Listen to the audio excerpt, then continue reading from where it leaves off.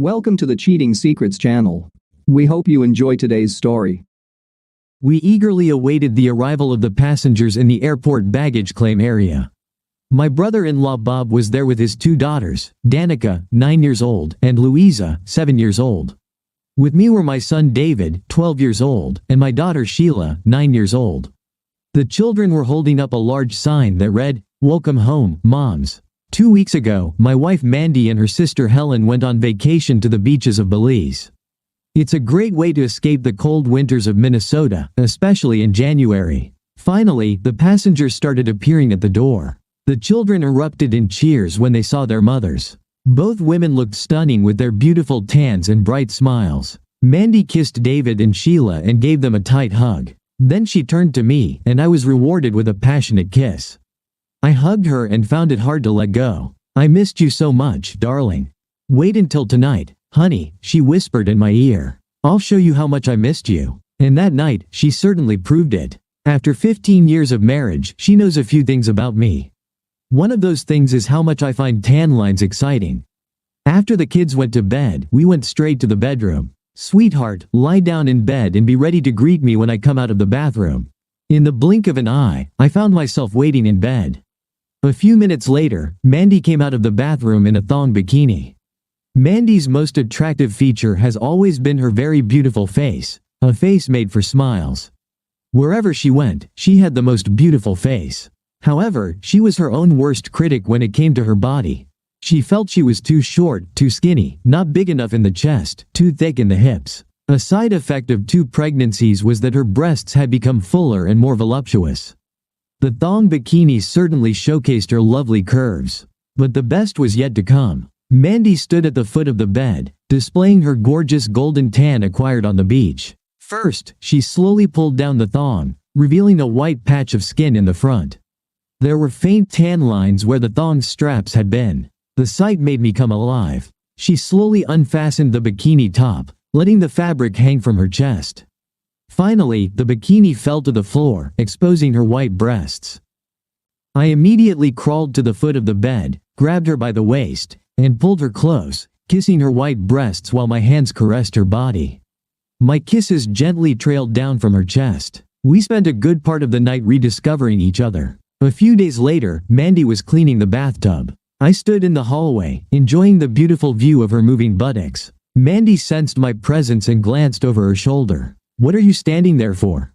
"I'm looking at you and thinking about what I would do if you weren't wearing pants and the kids were already in bed," I replied honestly. "Pervert," she giggled. "Tease." She stood up and walked over to me. She took off her plastic gloves, tossed them over her shoulder right into the sink, and teasingly approached me, swaying her hips. She pressed her entire body against mine, her belly against my aroused body. "This is how you can tease," she said. Normally, I would have pressed my hips to increase the contact, but I couldn't. A few seconds earlier, a feeling of fear had washed over me. I didn't know why, but there was definitely something off about the scene in front of me. For the life of me, I couldn't figure out what it was. Mandy got tired of me not responding to her teasing. "Just like all men. All talk and no action," she said, giving one last hip thrust. She turned and grabbed the gloves from the sink. I might as well finish cleaning the bathroom. It was then that I realized what small detail had struck my subconscious. I turned pale, turned around, and left. "I'm going to the garage," I muttered, not caring if Mandy heard me or not. In the garage, I sat on the workbench, lost in my thoughts. I had a bad feeling about what I had just discovered. Had Mandy cheated on me while she was in Belize? One thing I was sure of. If Mandy tried even a little, she wouldn't have any trouble finding a man willing to sleep with her. And what I saw made sense only if she had indeed tried that during her vacation with her sister.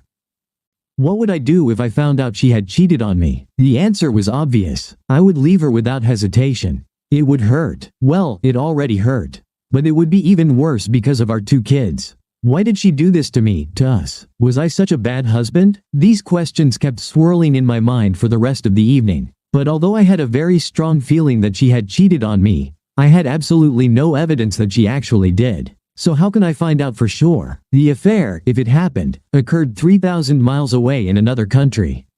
I can't confront her because she will simply deny it. Could I confront her sister? I toyed with this idea for a while, but the 2 sisters have always been equally stubborn. I've known them all my life. If one cheats, the other would too. I needed to talk to Bob about my suspicions. Sometime later, I heard Mandy calling me, and I returned home. "What have you been doing in the garage all this time?" Mandy asked. "Over 2 hours. You'll catch a cold." "Oh, just tidying up a bit," I said simply. Then an idea struck me. I didn't want to sleep with her. Anyway, I already caught a cold. It hit me this morning. I think I'll sleep on the couch for a few days. I could see that Mandy didn't like this idea very much. "All right, I'll make you some herbal tea before you go to bed. Chamomile should help," she said. After Mandy went to bed, I was left alone with my thoughts. My mind jumped erratically from one idea to another. Why did she do it? What can I do? Should I talk to Bob to find out if Helen cheated? At some point, I realized there was a sure way to find out if Mandy had been unfaithful. She was addicted to staying in touch with all her friends and acquaintances. On social media, Mandy had at least 600 or 700 friends. In her address book, there were even more. If she had connected with someone in Belize, I was sure she exchanged contact information so they could keep in touch. However, I didn't know if she would use her current email account since we knew each other's passwords. Eventually, I fell asleep as a plan started to form. The next day, I was very tired and had trouble concentrating at work. I arranged to meet with a divorce lawyer the following day, Friday. Then I called Bob and asked him to meet me for lunch. He was surprised but agreed. I told him about my discovery. At first, he laughed at me, but soon I convinced him that it was serious. He promised to try to find out if Helen had been unfaithful. Claiming a severe case of the flu, I left the office early and returned home at 3 p.m. I immediately installed a keylogging program on our home computer. A week passed before I discovered the truth. Mandy had logged into a different email account. Her password consisted of our children's names and ages. Just a few days after returning from Belize, she was communicating daily with Brad. The emails were explicit from both Mandy and Helen. Helen had also slept with a guy named Steve. I forwarded all the emails sent and received by Mandy to myself and then erased all traces of my monitoring. From my email account, I sent several of these emails to Bob. I found out that they had been having sex almost from the first day in Belize, and they even swapped partners a few times. They were already talking about meeting again next month in Chicago. The girls would pretend to go shopping, while the two guys, longtime friends, would pretend to go watch the Chicago Blackhawks. A quick search on Mandy's and Helen's social media pages revealed two recent friends, Brad Simmons and Steve Reiner, both from Illinois. Both were married. "I've got you now, guys." I had a difficult task ahead. Bob denied that Helen and Mandy were cheating. He kept my suspicions a secret but never truly believed that his loving wife would be unfaithful. I understood his position. Looking at Mandy's behavior with me and the kids, it was hard to believe she was planning to break up our marriage. She seemed so loving and caring that sometimes I even believed I was wrong. This certainly helped, as I had to resume regular sex with her. I called Bob at work. "Hey, Bob, it's Jack," I said. "Can you access your personal email account from work?" "Sure. Did you send me something?" "Yes. Read all the emails and call me back." I waited for half an hour before he called back. "Damn it, that witch," Bob yelled over the phone. "Tonight, I'm throwing her out on the street. Damn it, I love that woman. I would have done anything for her." "Calm down, Bob," I urged him. "I have a plan and I need your help. We can't let them know we know." "I can't. I just can't. I need to hurt her badly," Bob said. "We will, Bob, we will. I promise you that. But for now, pull yourself together.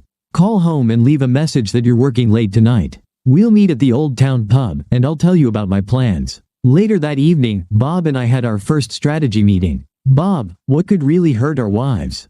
Besides a kick in the ass?" "Besides any form of violence," I said. Bob didn't respond to my question. "Shame. I want to shame them in front of their loved ones. You know how our father-in-law, Tom, adores his two girls," I said to Bob. Bob agreed. It was a well-known fact. "But you also know what he hates most in life, even more than the tax authorities." A knowing smile appeared on Bob's face. "Cheating wives," Bob said. Tom's ex-wife, Mandy and Helen's mother, had cheated on him throughout their marriage, as he later found out. After the divorce, she got custody of the two girls, the house, generous alimony and child support, and a large part of his company. He had to borrow a lot of money to buy her share of the business. It took years to get his company back on solid financial footing. Now he had sold the business and was living well, but alone. He often visited his daughters and grandchildren. I explained my plan. We just had to act like loving husbands for 2 more weeks. Do as I do, Bob, I explained. Catch a few colds and work late a lot. You'll be too sick or too tired to perform in bed. Have sex with her once a week for appearance's sake, and soon we'll be free of them. Of course, that evening I returned very late. Mandy was already in bed, and I just pretended to have a terrible headache.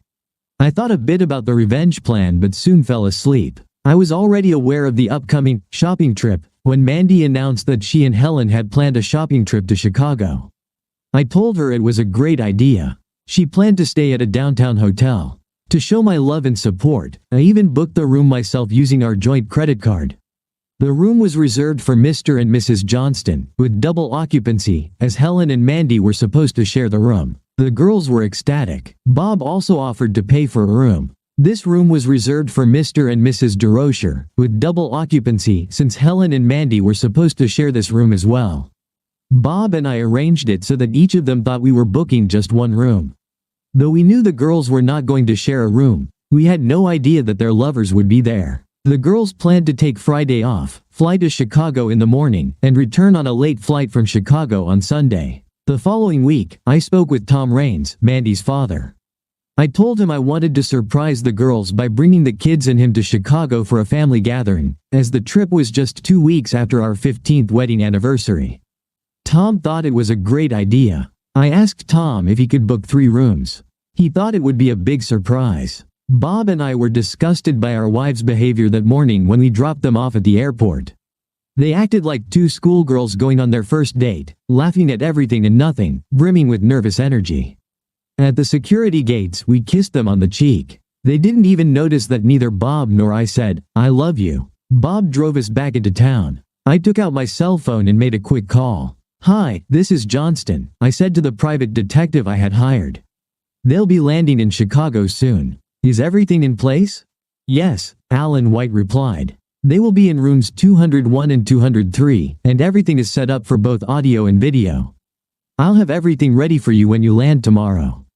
The next morning, we all met at the airport. During the flight, Tom switched seats with my son David and sat next to me. "Listen, son, don't think that I'm just an old foolish geezer," he said to me. "You and Bob look like you're heading to a funeral. The 2 of you are up to something. What's the problem?" "I'm very sorry for keeping you in the dark, Tom," I replied. "I know you love your daughters more than anything in the world. I'm afraid I have some very bad news for you. They're cheating on you, guys, aren't they?" he asked bluntly. "Yes," I replied. "They slept with 2 guys they met and had sex with for 2 weeks while they were in Belize. I have a private detective gathering all the evidence we'll need for the divorce, and we'll file it as soon as we catch them in bed with their lovers." Tom fatherly placed his hand on my shoulder. "I'm very sorry, son. I know how painful this is. I had hoped that the few years they spent with me would instill some sense in their heads, but I'm afraid being raised by their mother for most of their teenage years had a constant negative influence on them." Tom cried. "I didn't know I could suffer so much again," he said quietly. Regaining composure, he stood up and returned to his seat. Alan White met us at Chicago Airport. He came to me with 2 envelopes, one for Bob and one for me. They contained a set of compromising photos and a DVD recording of last night's events. He informed us that the processing server would contact us soon and that his operative was monitoring 2 bedrooms. His assistant would inform us of the most compromising and awkward moment to burst in on the lovers. Simmons and Rayner's wives will receive similar packages by midday. Bob and I asked Tom and Alan to watch the kids for a while. We needed to see how bad things really were. My heart sank when I saw Mandy in every imaginable sexual pose. There was even a photo with 2 idiots at once. As far as we could tell, they had unprotected sex. Bob and I will need to get tested for venereal diseases in Minneapolis. Then Alan White called his assistant to find out if the way to the hotel was clear for us. The lovers had gone to lunch, so everything was fine. Tom booked 3 rooms. Bob and I asked for an extra key card for rooms 201 and 203, registered under our names. Both key cards were issued after the clerk checked our IDs. We told the porter that our kids had planned a surprise so he wouldn't alert our wives. We all went up to the 3rd floor where our rooms were located. After an hour of waiting, Alan White called. They're back from lunch and in their rooms. They've switched partners. Mandy is with Rainer now and Helen is with Simmons, he said. I'm in the lobby and the processing server just arrived. I'll send him to your room. I turned off my phone and got out of bed. Time to go, kids, I said cheerfully to the children. And don't forget what I told you, Sheila, and you too, David.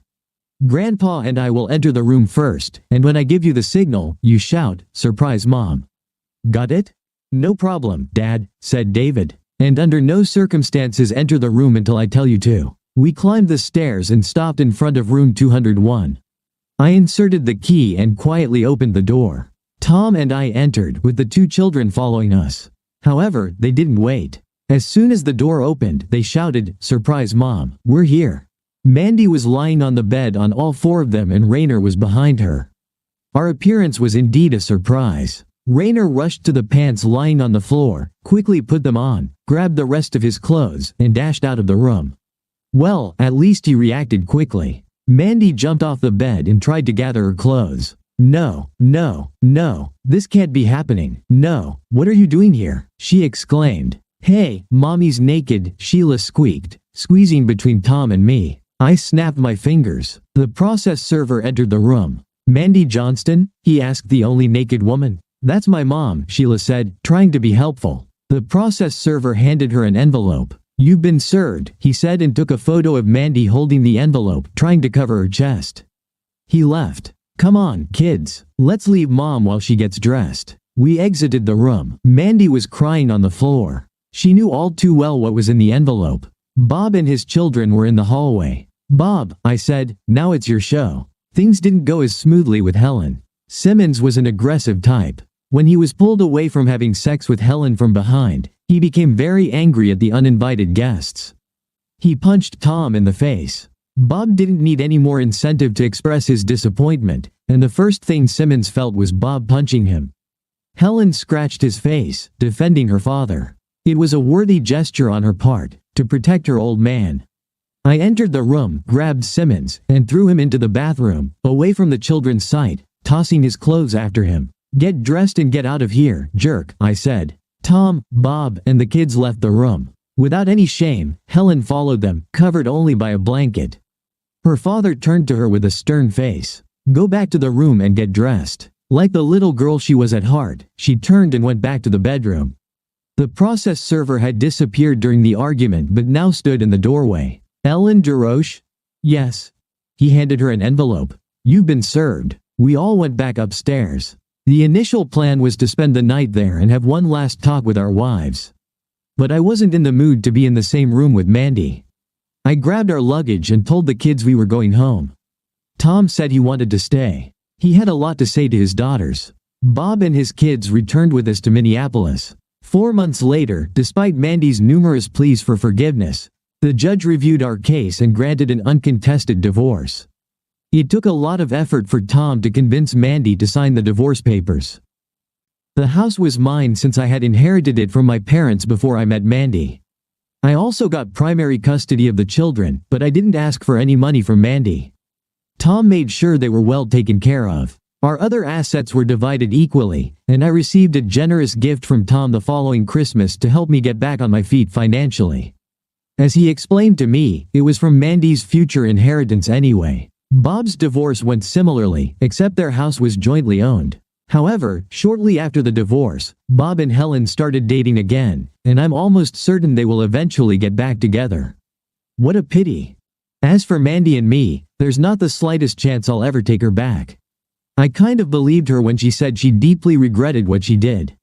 I also believe she still loves me. My problem is that her betrayal completely crushed my love for her and left it in the dust of her infidelity on the beaches of Belize. I could no longer love her. For the sake of the children, we are very polite to each other, but that's all I will ever offer. One day, while she was waiting for the kids to get ready to go with her, she asked me, Jack, I'm curious. How did you even find out about the foolish thing I did in Belize?